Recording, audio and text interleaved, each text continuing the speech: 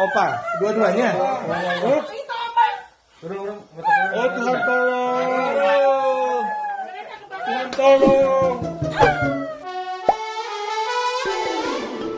Hola netizen yang tercinta. Viral di media sosial sepasang lansia yang sudah membusuk di rumah beralamat di Jonggol, Kabupaten Bogor pada Rabu 17 Juli 2024. Diketahui pasangan lansia tersebut bernama Hans Tomaso dan Rita Tomaso Watimena, warga jemaat SP3 GPIB Jemaat Cipecang. Dari video yang beredar, sejumlah orang membobol rumah karena dalam keadaan terkunci, lalu mencari keberadaan sepasang lansia tersebut. Betapa terkejutnya orang-orang karena ditemukan sepasang lansia tersebut sudah meninggal dalam keadaan membusuk di atas kasur.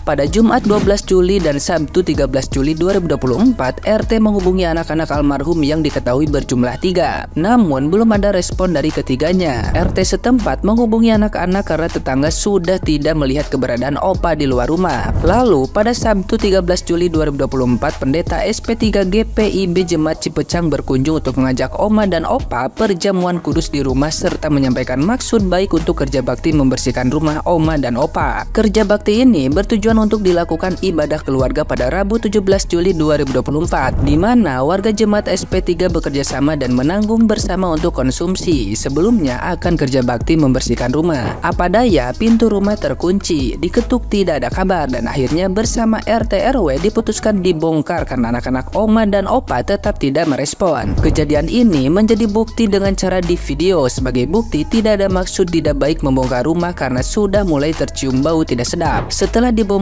pintu depan rumah, kemudian langsung ke kamar. Opa dan oma ditemukan sudah meninggal. Kapolsek Jonggol Kompol Wagiman menjelaskan, pasutri lansia tersebut telah dimakamkan oleh pihak gereja tempat mereka beribadah. Nah, gimana nih menurut netizen yang terhormat? Silahkan berkomentar ya.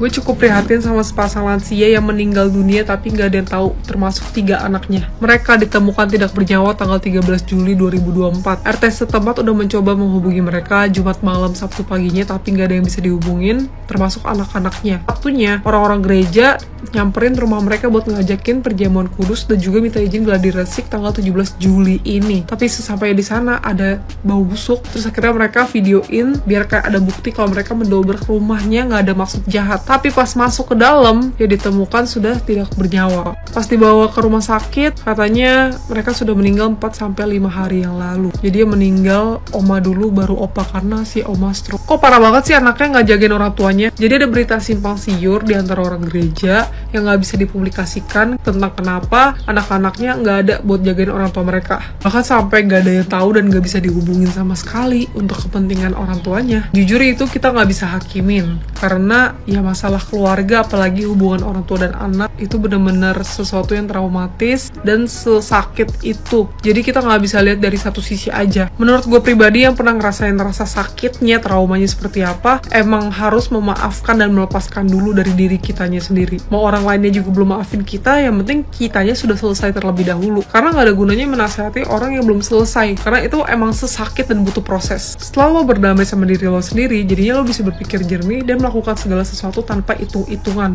ke orang yang mungkin ya sudah kita maafkan, yang sudah kita lepaskan. Jadinya ya lo mikirnya melakukan hal tersebut untuk kebaikan diri lo, untuk value diri lu. Dan kalau misalkan kita bawa agama ya untuk memuliakan Tuhan, udah bukan antara manusia dan manusia, enggak. Dan pasti kalau lo ngerti agama, semua agama ngajarin kita untuk sopan dan juga berbakti sama orang tua. Jadi mau sejahat apapun orang tua kita dan sesakit apapun, lagi-lagi kalau udah memaafkan dan melepaskan, ya kita hanya melakukan apa yang firman Tuhan mau gitu, yaitu berbakti sama orang tua segimanapun orang tua kita. Tapi kalau misalkan masih susah, emang butuh proses. Kalau sama sekali gak bisa ngurusin mereka, setidaknya kalian gampang dihubungin, sering cek mereka butuhnya apa, terus juga kasih assistance personal care atau enggak fasilitasi mereka dengan panti jompo yang layak dan nyaman. Orang tua kita juga gak mau hidup seperti itu, tapi ya mungkin mereka tidak bisa mengkontrolnya dan juga ya udah gak mikir aja. Nah, kita sebagai yang lebih dewasa dan juga lebih waras dan tahu lebih benar apa, ya udah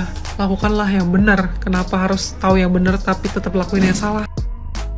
Kalian tahu kasus Oma Opa yang ditemukan tewas di rumahnya setelah 4 hari meninggal? Menurut keterangan polisi, opanya ini adalah seorang pelaut dulunya. Si omanya ini adalah seorang penyiar. Dan dia punya 3 anak cowok. Sebelum meninggal, si omanya ini ternyata sakit stroke. Dan selama itu dijagain sama opanya dan adik dari si opanya. Selama ini anaknya itu nggak pernah jenguk padahal emaknya tuh sakit. Sampai meninggal dan mau dimakamin aja anaknya tuh nggak datang. Setahu gue cuma satu yang datang, yang si bungsu. Baru beberapa hari kemarin gue ngobrol sama temen gue masalah kehidupan, masalah anak, pernikahan. Inti dari pembicaraan dia itu, kita tuh harus punya anak karena biar nanti tua ada yang nemenin, karena biar nanti tua tuh ada yang jagain pas kita sakit. Intinya gitu. Kalian bisa lihat contoh yang tadi. Anak itu hadir ke dunia bukan untuk jadi teman kalian, bukan jadi penjaga kalian pas kalian tua, karena kita tidak akan pernah tahu itu anak tumbuh besar menjadi seperti apa. Itu anak akan punya teman, itu anak akan punya pacar, itu anak akan punya calon istri, dan kita nggak tahu itu calon istrinya akan seperti apa. Kita nggak tahu teman-teman dia kayak gimana. Seseorang yang akan nemenin kita sampai akhir hayat kita adalah pasangan kita. Makanya hati-hati nyari pasangan.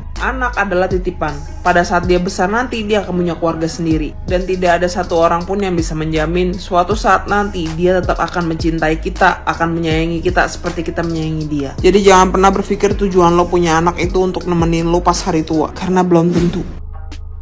Innalillahi wa inna ilaihi rojiun. Ikut berduka cita sedalam-dalamnya untuk berpulangnya Oma dan Opa ya. Kasihan banget ya Allah. Oma dan Opa punya anak 3 orang. Nggak cuma 1, nggak cuma 2, 3. 2 laki, 1 perempuan. Ya kan? Kalau yang kemarin gembar-gembor tuh ngatain gua mandul lah, inilah, itulah, ina-inu. Nggak punya anak, kasihan di siapa yang ngerawat. Lo nggak lihat itu? 3 orang anak. Ada nggak yang ngerawat? Jadi, bukan soal punya anak gak punya anak ya. Tapi, persiapkan masa tuamu sebaik-baiknya seolah-olah kamu tuh emang gak punya siapa-siapa lagi di dunia ini. Coba lihat anak 3 pada kemana? Hah? Seenggak-enggaknya gue tahu apa yang harus gue lakukan dalam 30 tahun ke depan. Nabung yang banyak, bisa bayar perawat, bisa mungkin gue gue beli ini aja kali ya, kayak jalan-jalan kapal pesiar gitu loh sama suami ya, sama Mas Bagus gitu kan. Oh by the way, mudah-mudahan ya Allah langgeng sama Allah sampai jannah sama Mas Bagus. Amin, amin, Allahumma amin. Nanti kita tinggal jalan-jalan ya Mas Bagus ya sayangku ya. Kita jalan-jalan aja. Dan aku sih tetap foodingnya harus bagus, olahraga terus, gizinya harus bagus. Jadi insya Allah tuanya juga masih strong. Amin, amin, Allahumma amin. Miris ya emang. Orang-orang yang ngandelin orang lain dalam hidupnya kebanyakannya kecewa guys. Kita paling bisa, kalau aku ya, ngandelin Allah Subhanahu wa Ta'ala sambil aku tetap usaha gimana caranya. Misalnya aku tua nanti, tetap harus ada komunikasi dengan orang yang di luar untuk emergency, untuk misalnya tiba-tiba ada sakit, jatuh sakit kayak gitu. Terus ya sedia payung sebelum hujan lah. Kayak kejadian kayak gini kan berarti dua-duanya sakit. Terus aku juga heran sih kenapa nggak ngubungin gerejanya gitu kan. Bisa aja kan sebenarnya langsung hubungi gerejanya nih, Oma sakit atau gimana lah. Nggak ngerti ya, mungkin itu udah jalannya, kepergiannya seperti itu. But anyways, dari sini ada pelajaran ya buat kita semua, bahwa dengan punya anak 3 juga belum tentu kok anak itu bisa merawat kita gitu, ya kan? Dan apapun yang terjadi dalam hidup kita, memang kita harus berdiri di kaki kita sendiri. Mau nggak mau, cari cara gimana caranya masa tua nanti tetap kuat. Kita punya emergency call ke siapa, ke orang-orang yang mana, dan yang pasti harus punya tabungan ya guys di masa tua. Jangan masa tuanya kita itu kita bergantung sama orang lain, nyusahin orang lain, dan nggak tahu mesti ngapain nanti di masa yang akan datang. Semua orang pasti tua dan semua orang pasti akan meninggal dunia. Cuma gimana cara ngadepinnya? Oke guys.